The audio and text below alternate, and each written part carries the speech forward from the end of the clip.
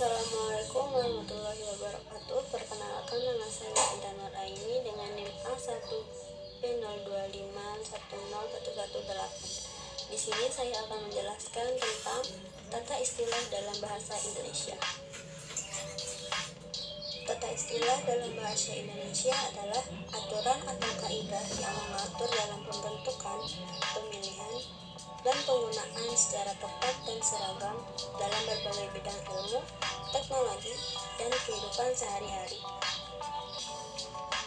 Secara rincinya, tata berarti aturan, sistem, atau susunan yang teratur, sedangkan istilah berarti kata atau gabungan kata yang secara khusus digunakan untuk mengungkapkan makna tertentu dalam bidang ilmu pengetahuan, profesi, atau kegiatan tertentu.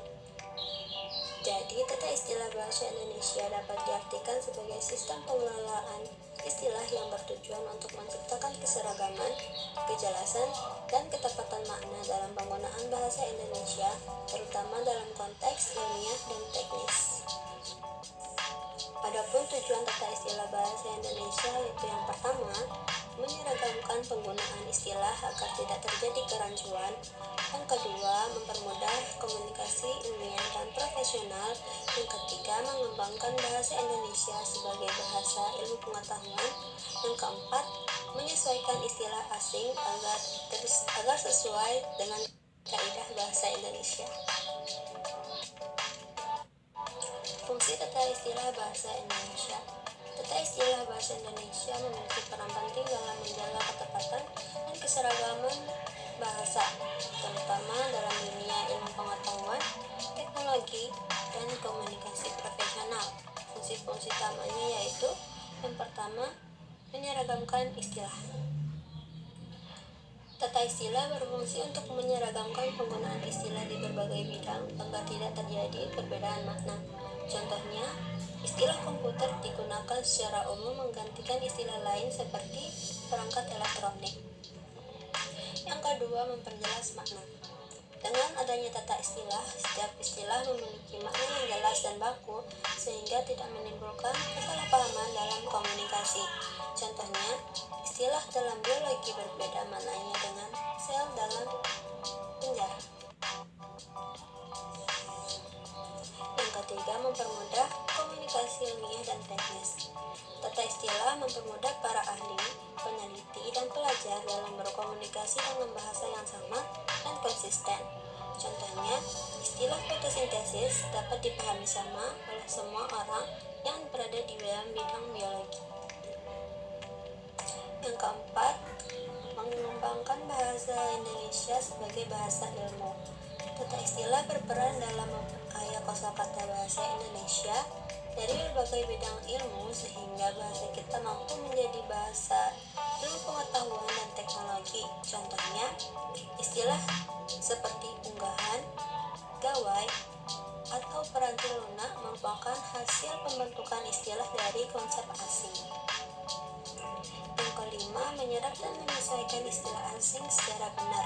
Tata istilah membantu dalam penyerapan istilah asing agar sesuai dengan kaidah ejaan, pelafalan, dan struktur bahasa Indonesia. Contohnya, demokrasi menjadi demokrasi dan teknologi menjadi teknologi. Prinsip tata istilah bahasa Indonesia. Prinsip tata istilah adalah pedoman yang digunakan dalam pembentukan dan penggunaan istilah agar sesuai dengan kaidah bahasa Indonesia serta mudah dipahami oleh masyarakat. Prinsip ini ditetapkan oleh Badan Pengembangan dan Pembinaan Bahasa Kemendikbudristek untuk menjaga keseragaman dan ketepatan istilah. Berikut prinsip utama dalam tata istilah bahasa Indonesia. Yang pertama, keterpaduan atau keseragaman.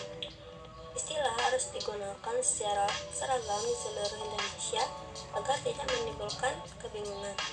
Contohnya, gunakan istilah komputer secara konsisten, bukan berganti-gantian dengan perangkat lunak.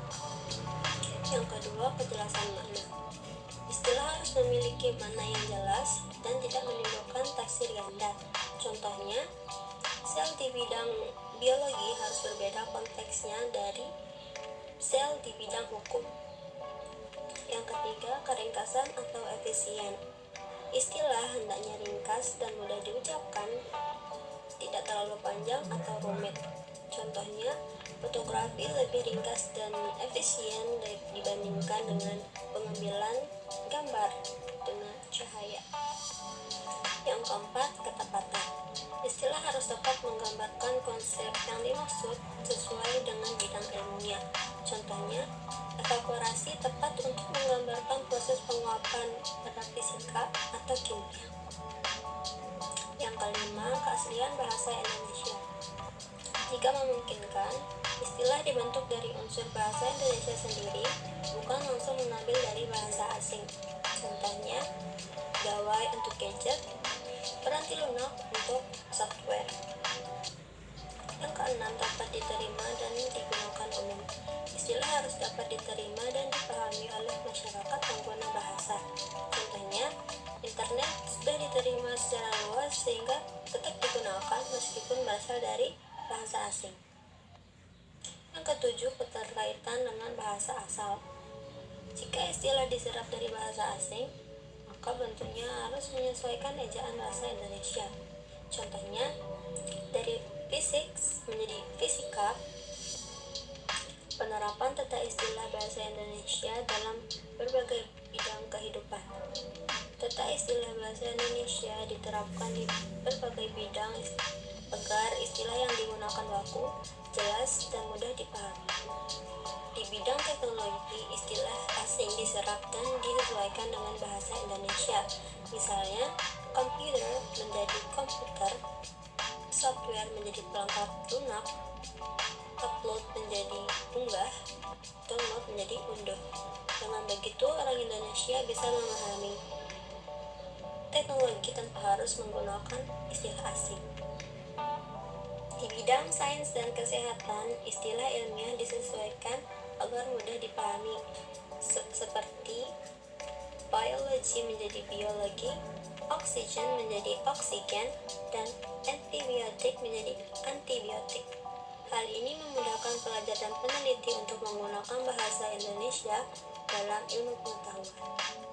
Di bidang ekonomi dan bisnis, beberapa istilah ekonomi juga diubah menjadi lebih jelas dan baku, seperti investment menjadi investasi, marketing menjadi pemasaran, ekonomi menjadi ekonomi. Ini memungkinkan komunikasi bisnis lebih mudah dimengerti di seluruh Indonesia. Di kehidupan sehari-hari, banyak istilah yang kita gunakan yang mengikuti tata istilah bahasa Indonesia. Contohnya, dari gadget menjadi gawai, email menjadi surat atau surat elektronik, online menjadi daring atau dalam jaringan, offline menjadi luring atau luar jaringan. Sekian penjelasan dari saya, kurang dan lebihnya mohon maaf. Apabila salah kata, mohon dimaafkan. Wassalamualaikum warahmatullahi wabarakatuh. Terima kasih telah menyaksikan.